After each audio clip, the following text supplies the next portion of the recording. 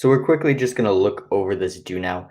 And one thing that's really important is that you label your angles. So as you can see, I did some colors here. And remember, we want to look at the vertex. So in the middle, right, of ABC, we see a B. So that goes at B. That'll help you figure out what angle, the middle letter. So looking at the blue one, the middle letter is A. So that means O. A is the blue one, 5x minus 40. So what do we know about the three angles of a triangle? Well, we learned last Monday that they add up to 180 degrees. So I want to solve for x and figure out what type of triangle it is.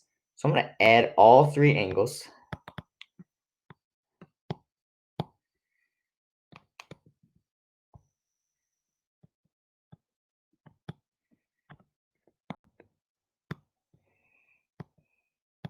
Five x minus 40 plus 60 plus 3x. It doesn't matter the order. You just got to add all three and set it equal to 180 degrees. Now we're just going to combine like terms. 5x and 3x is 8x. Negative 40 and positive 60 is positive 20 equals 180. Subtract 20 from both sides. 8x equals 160. Divide by 8 on both sides. That would be 20. So x is 20. So we still want to figure out what type of triangle it is. All I figured out was x. We're going to substitute in for all the angles. So angle A, 5 times 20 minus 40. Well, 5 times 20 is 100. 100 minus 40 is 60. So I did that one in my head just because I'm running out of room. So I don't want to have to write everything. But angle B they gave us is 60. So angle C I bet you could figure out by now. But 3 times 20, right? 3x. 3 times 20 is also 60.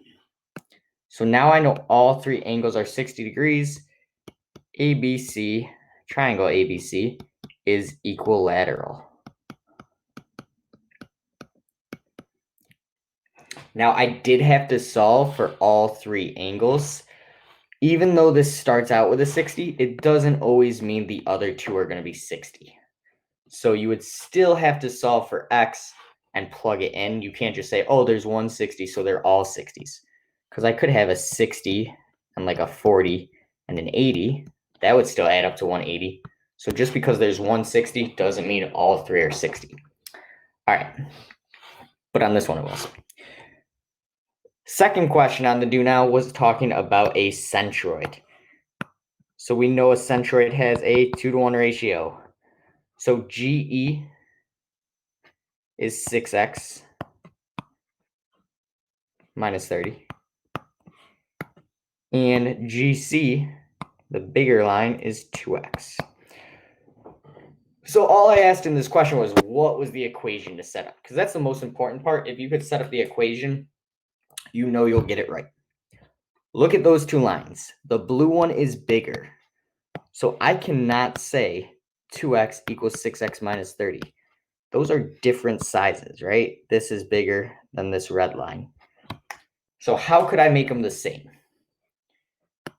Well, if I have something bigger and something smaller, and we know it's a 2-to-1 ratio, I want to multiply the smaller one by 2.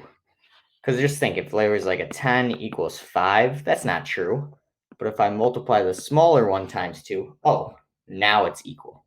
So we multiply the smaller one by 2. So 2 times 6x minus 30.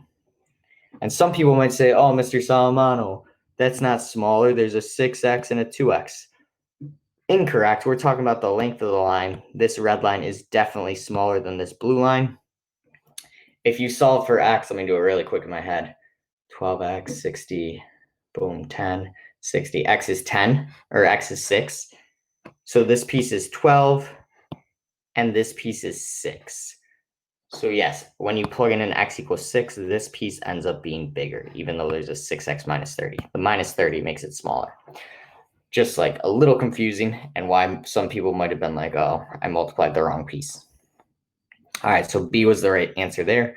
Multiply the smaller one by 2.